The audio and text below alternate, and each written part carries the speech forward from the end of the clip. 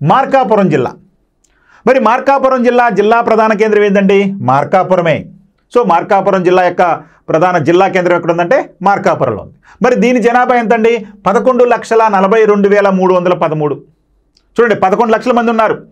పోలవరం జిల్లాకి సుమారు 3 లక్షల చీరలు ఉంటే మార్కాపురం జిల్లాకి 11,42,313 మంది ఉన్నారు. చూడండి, జనాభా పరంగా ఒక రకంగా పెద్దదిగానే గుర్తుపెట్టుకోవాలి.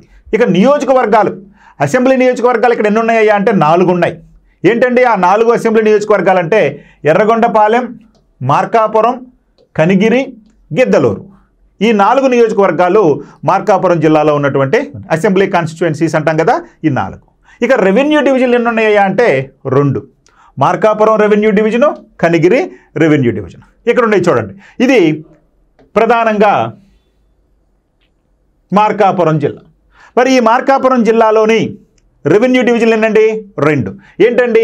1 మార్కాపురం, 2 కనిగిరి. సో కనిగిరి, మార్కాపురం ఈ 2 కూడా ఈ యొక్క మార్కాపురం జిల్లా యొక్క రెవెన్యూ డివిజన్లుగా ఉన్నాయి. ఏంటండి? 1 మార్కాపురం, 2 కనిగిరి. ఈ 2 కూడా మార్కాపురం జిల్లా యొక్క రెవెన్యూ డివిజన్లుగా ఉన్నాయి. ఇక ఎన్ని మండలాలు ఉన్నాయండి? ఇక్కడ 21 మండలాలు ఉన్నాయి.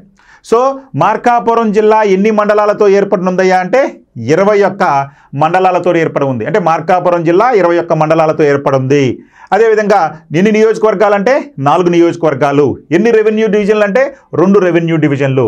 మరి 21 మండలాలు తీసుకుంటే ఎర్రగొండపాలెం, పుల్లల చెరువు, త్రిపురాంతకం, డోర్నాల, పెద్దారవీడు, తుర్లపాడు, మార్కాపురం, పొదిలి, కొనకనమిట్ల, హనుమంతునిపాడు, వెనిగండ్ల, కనిగిరి, పీసీపల్లి, సిఎస్పురం, పామూరు, గిద్దలూరు, బేస్తవారపేట, రాచెర్ల, కొమరోలు, కంభం, అర్ధవీడు.